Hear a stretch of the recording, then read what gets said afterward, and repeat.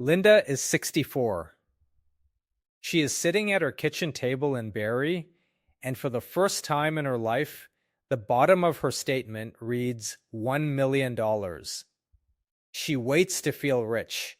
She waits for the relief or the pride or anything at all. Nothing comes. So she does what she was doing before she looked. She goes back to circling the sales in Tuesday's grocery flyer. Here is what Linda does not know yet. That million will not decide her retirement. The government already decided it years ago in a schedule she has never read. And here is the number that is supposed to be haunting her. Canadians say they need $1.7 million to retire comfortably. In Ontario, they say $1.923 million. That is the average answer on the 2026 survey, and more than a third of the people who gave it already admit they will never get there. 1 in 7 has quietly decided to just never retire at all. Linda is staring at a full million, feeling behind, and she is about to find out that almost everything that number does for her was never actually up to her. So let's do the thing the survey never does. Let's run Linda's real math. Not the headline, not the round figure that makes a good scare. The number that lands in her account, after the pensions stack on, after the tax comes off, and after the Canada Revenue Agency tells her the exact minimum she is allowed to keep in the account each year, whether she needed the money that year or not. Start with the simple version, the one every channel gives you. There is an old rule of thumb that says you can pull about 4% of your savings a year and reasonably expect it to last. On Linda's million, that is $40,000 a year. Some Canadian planners say 4, some say a little less, some a little more, but 40,000 is the honest middle. Sit with that for a second, because it is the first thing the surveys get wrong. 40,000 a year from $1 million is not poverty, and it is not luxury. It is a modest, real income. And for Linda, it is only the first layer. Because she is Canadian, she does not retire on her savings alone. She retires on her savings, plus 2 government checks that arrive every single month for the rest of her life, no matter how long she lives. That is the piece the you need 1.7 million math conveniently ignores. The first check is the Canada Pension Plan. In 2026, the maximum CP at age 65 is $1,507.65 a month. That is the number on the poster. Almost nobody gets it, because to hit the max, you need close to 39 years of near maximum contributions, and most careers have gaps. The average new CP check at 65 is $925.35 a month. Call it $1,100 a year for a typical person like Linda, and up to about $18,000 a year if you were a maxed out contributor your whole career. The second check is old age security. This one does not care what you earned. It cares how long you lived in Canada. In the current 2026 quarter, the maximum OAS for someone 65 to 74 is $751.97 a month. That is roughly $9,000 a year, and it goes up again automatically the month after you turn 75. So now, stack Linda's income. $40,000 from the portfolio, $11,000 from CPP, $9,000 from OAS. For a typical Canadian retiring at 65 with $1 million saved, that is about $60,000 a year before tax. If you were a maximum contributor, you are closer to $67,000. $60,000 a year. That is what Linda's million actually looks like, walking in the door, not 40.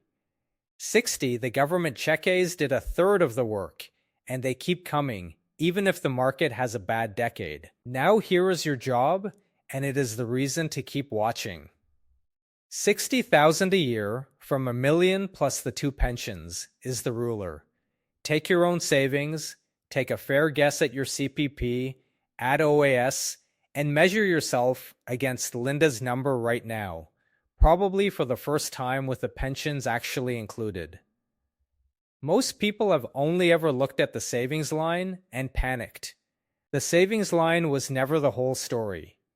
If you are feeling a little better than you did 90 seconds ago, good, hold on to that. Because there is a number the bank never mentions when they sell Linda the plan, and it is the thing that is going to make her angry at 71. I am getting there. First, tax. Because a lot of Canadians hear $60,000 of income and they immediately assume the CRA takes a third of it. They don't. Retirement income is taxed gently in this country, on purpose, and most people have never seen the real rate. At around $55,000 to $60,000 of income in Ontario, the average tax rate is somewhere in the mid-teens, roughly 14 to 15% for a working person. And a retiree pays less than a working person on the same income. Because Linda is done paying into CPP and employment insurance, and because at 65 she picks up the age amount credit and a pension income credit on top. Once those kick in, the real bite on her $60,000 lands in the low to mid-teens. In plain terms, Linda keeps somewhere around $51,000 to $53,000 of that $60,000. $52,000 clear every year, indexed to inflation on the government portion with $1 million cushion sitting behind it. That is the real shape of Linda's retirement. And it is a genuinely comfortable one for most people outside the priciest postal codes. Now, the second thing the surveys never tell you, and it is pure good news. Remember the OAS clawback everyone panics about?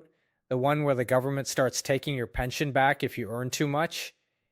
In 2026, that clawback does not even start until your net income passes about $95,323.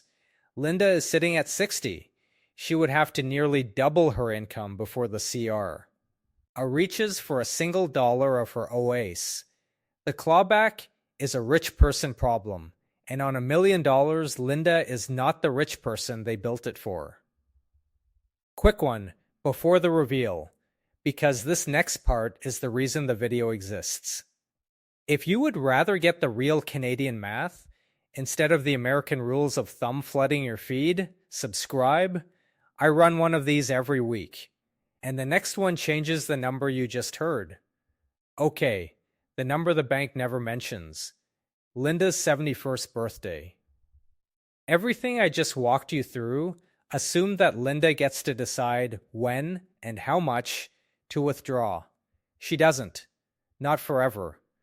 Most of that million is probably sitting in a registered retirement savings plan, her RRSP, growing tax deferred, which is exactly what she was told to do for 40 years. But the RRSP has an expiry date. By the end of the year she turns 71, the law says she must convert it, usually into a registered retirement income fund. Everyone just calls it a RRIF. And the moment it becomes a RRIF, it stops being Linda's money, the money she taps when she feels like it. It becomes a schedule. The government sets a minimum percentage she is forced to withdraw every year, whether she needs the cash or not, and every dollar of it is fully taxable as income. Here is the schedule, and this is the part to actually pay attention to. At 71, the minimum is 5.28%. On Linda's $1 million RRIF, that is $52,800 the CRA makes her pull out that year. At 75, it climbs to 82%. At 80, $6,082. By 90, it is 11.92%, almost $120,000 forced out of $1 million account in a single year.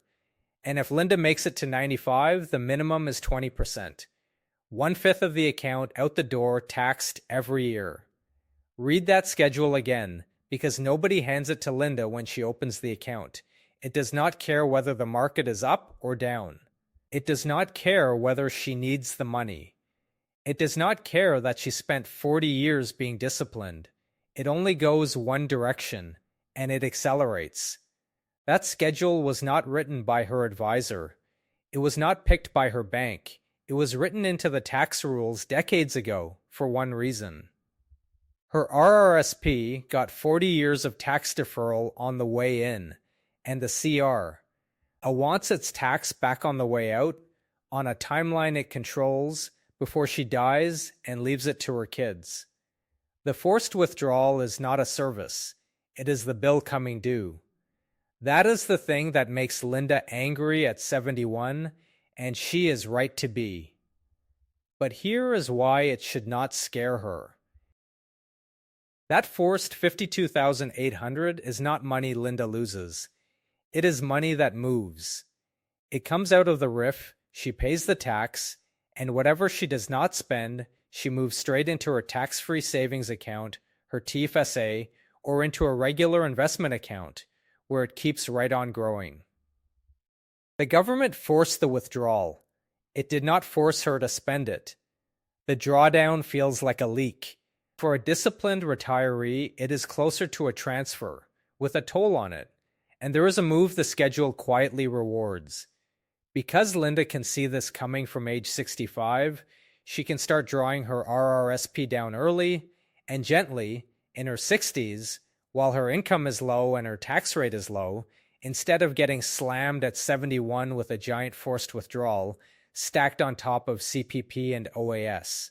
She cannot avoid the bill. She can absolutely choose the year she pays it. Most people never do, and it costs them. So let's zoom back out, because I promised you the target was the anxiety, not the requirement, and now I can prove it. The survey says Canadians want 1.7 million. In Ontario, 1,923 million. But look at what that number secretly assumes. It assumes your savings are your only income. It treats the million like it has to generate your entire retirement all by itself, with no help. That is not how retirement works in this country. Linda has 2 lifetime inflation-indexed checks stacked underneath her, CPP and OAS, that she cannot outlive, and the market cannot crash. For a lot of Canadians, those 2 checks alone cover $20,000 to $30,000 a year for the rest of their lives. The savings are the top-up, not the foundation. The foundation was already poured by the plan you paid into your whole career and the pension you earned just by living here, which means the honest version of the target is not 1.7 million. For someone like Linda, who owns her downsized place and has average pensions, a nest egg well under $1 million already produces a comfortable, boring, secure retirement. The $1 million is not the floor. For most people, it is a genuinely strong number. Here is the Steelman, the case for when the big number is actually right. If you are retiring early at 55 and you need the savings to carry you a full decade before CPP and OAS even start, you need more, because there are no government check-As to stack yet. If you are renting in Vancouver or Toronto with no paid-off home behind you, you need more, because housing eats the whole plan. And if you genuinely want to fly business class and keep 2 properties, fine, chase the 1.7. Those cases are real, but they are the exception. The one the survey quietly sold to everyone as the rule. For most Canadians reading their statement and feeling behind, the truth is gentler than the headline. You need less than they told you. Which brings us back to that kitchen table. Remember, Linda crossed $1 million and felt nothing. No confetti. She just went back to the grocery flyer. And that, it turns out, is not a failure of the money. It is the whole point of it. Security does not announce itself. It does not feel like being rich. It feels like a quiet Tuesday, exactly like the one before it, except now the Tuesdays do not run out. Linda spent a decade afraid the number was a fantasy. The real problem was never the size of the number. It was that nobody ever showed her what it actually does.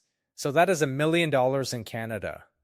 40,000 from the savings, 11 from CPP, 9 from OAS, roughly 60 before tax, about 52 in her pocket, indexed for life, nowhere near the clawback, and a RRIF schedule that starts forcing her hand at 71, whether she likes it or not.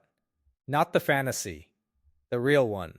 And the real one is better than the survey ever wanted her to believe. Now, most people watching this do not have Linda's million. They have half of it, and they have talked themselves into believing that is a disaster. It is not.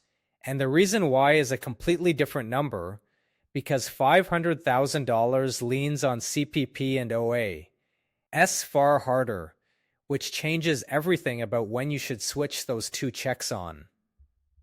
That one decision, when to start CPP, is worth tens of thousands of dollars over a retirement, and almost everyone gets it wrong. I run that exact math in the next one. If you want the number for your own situation, that is where to go.